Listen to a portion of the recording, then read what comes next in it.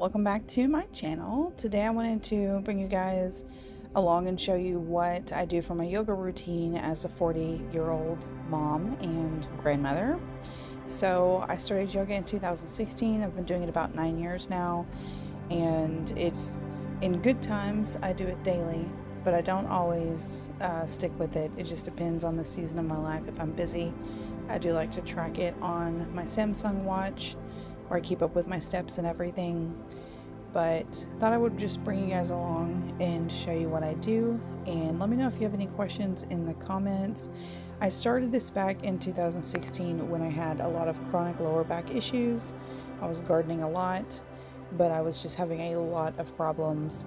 Eventually ended up in the chiropractor's office for a good 6 months, adjusting my back and my hips and everything, and apparently my hips had been out of alignment since I had my first child. So now I just maintain my practice because it feels really good. Once you have the flexibility, it feels really great to get in there and stretch those muscles, allow extra blood flow and oxygen to muscles. And now, having a desk job but still gardening, I have long periods of time of sitting too still and other periods of times of being very active.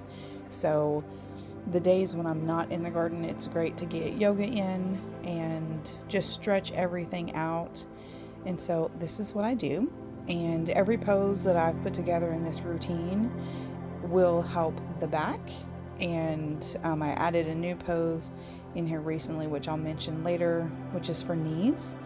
My knees don't hurt me anymore like they used to, but they do still pop, and I don't like that because it makes me feel like I'm getting old. So I have a pose I'm doing in here to strengthen all the muscles around my knees, and I'll explain that later.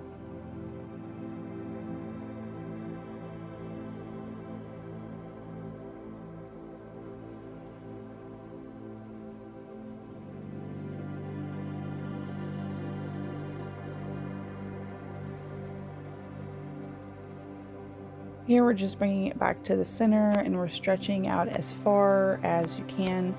This one I like to stretch until I just really feel a pull on my inner thighs.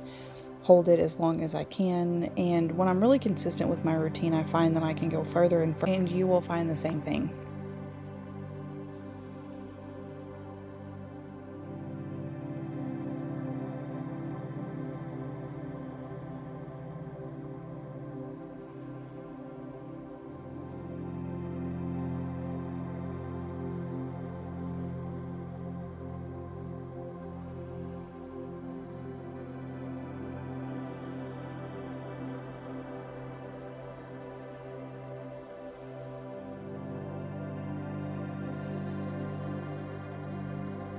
Now we're going to bring our legs into the center, put your feet together and bring them in as close as you can.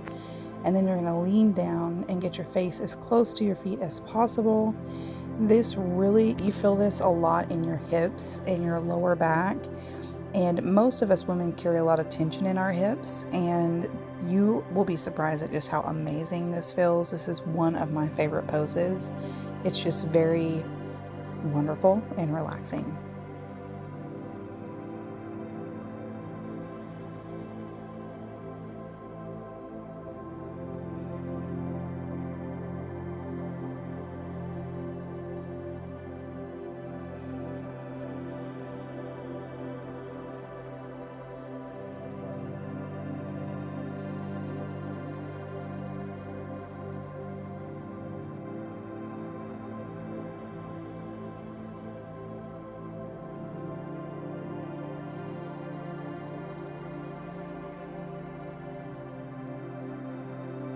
Now I don't remember the name of this pose, but you're just going to have to watch, and you just put your one leg over the other and then you twist the opposite direction. You've got your right arm on the floor supporting you, your left arm is against your legs, and what this is doing is you feel this really stretch out your lower back, also again your hips, your outer thighs, and then the way that you have your upper body turned, you feel it open up your chest and you feel it slightly in your back as well. So you're really feeling this everywhere, and when you're trying to maintain your posture and keep your core tight, you feel it in your core as well. You basically do this with both legs.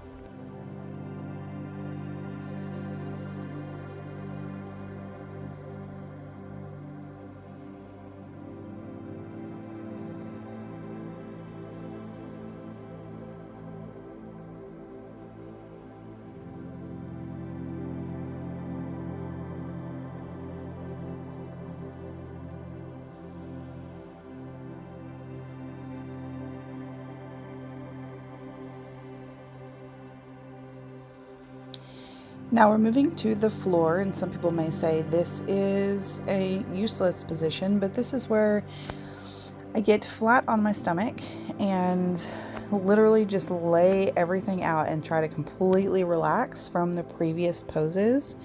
Before I go into the next pose where I'm going to stretch out the back again, I just want to have a few moments of just complete stillness, complete relaxation, and it's like you just feel everything fall into the floor, and it's very relaxing.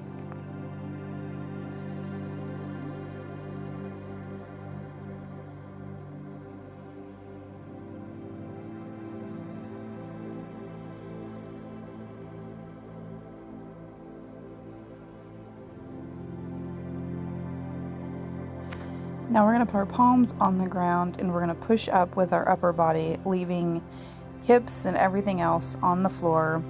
Put your head high, raise your head as high as you can. This is stretching out your lower back. You'll feel a lot of pressure there, especially if you're tense.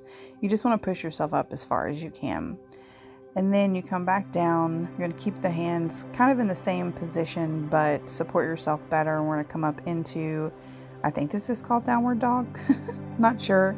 Just been doing it forever anyways. I walk my feet up, and basically you feel all of your upper back muscles will flex because you're supporting your body weight that way. But by having your feet flat on the ground, but at this position, you're stretching out your calves. So this is a wonderful pose for your calves. If you sit at a desk all day, this will feel amazing to you. I often will just literally do this pose by itself in the middle of my office when my legs are bothering me from sitting so much. And so you can push yourself back, kind of lean back towards your butt more if you want to pull it even tighter, and it just feels amazing.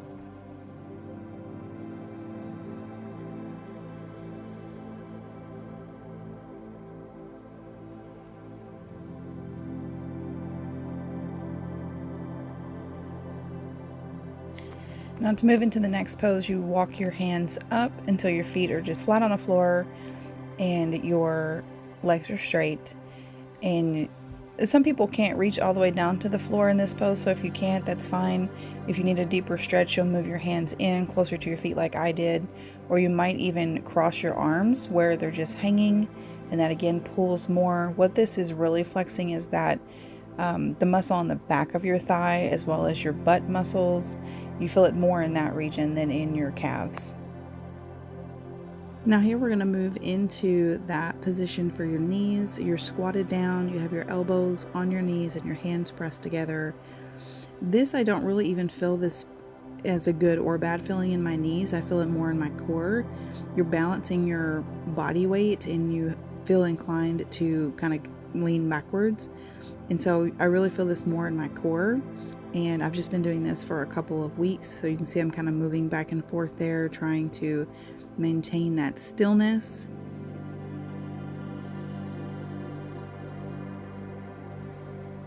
Now I move into the next position, and this one is for your feet, and you get down on all fours, but you keep your feet flexed. You can see my toes are bent into the carpet. This will stretch out your entire foot. It feels really amazing, especially if you have a desk job, you sit with your feet down all day, poor circulation.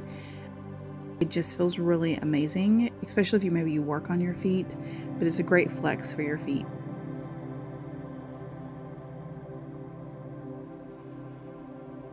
Now moving to the next position, we're on all four and we have our feet are out flat, they're out straight. And we're moving into the cow pose where your head is back and you put your hips down as much as you can, and you feel this stretch in your back and your core. Then we're going to come into the cat pose where your head is down, lean back, arch your back, and I feel this a ton in my lower back if I still have any tension left there. Then we roll back into the cow pose, head up and hips down, pointed down really, and then back into the cat, head down, hips back, and back arched, and we do this a few times.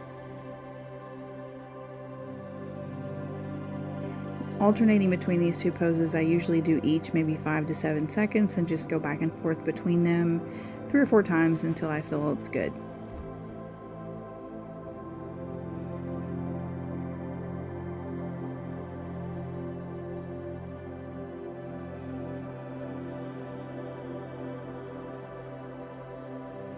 Now I'm going to move into this pose where I'm just basically like straddling the ground. You just stretch your hips out as far as you can. I put my hands together because this pose just feels good this way, and I've got my head down, kind of resting on one of my arms, and my hips are just completely flexed, as you know, spread out as much as they could be. And this gets any last bit of tension that I'm carrying around in my hips, and it genuinely feels amazing. And so I just hold this as long as I feel like it, basically.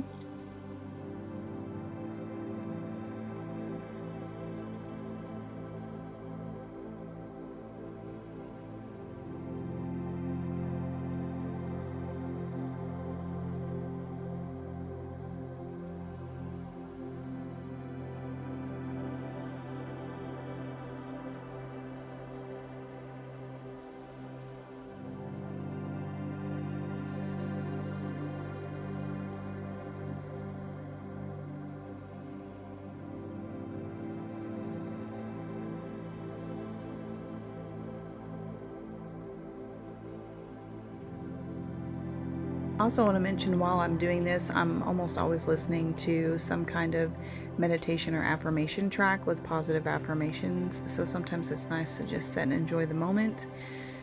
I recently added this pose because I am trying to get back some flexibility I had in my quads in my youth, and I'm setting where my butt is on the floor. My goal is to have my butt touch the floor. This is just something I'm doing for myself, so you could leave out if you want. But even though it looks like it, my butt is actually not touching the floor because my quads are not flexible enough. It's actually hovering just above it. And I've got my feet out to the side so they're out of the way.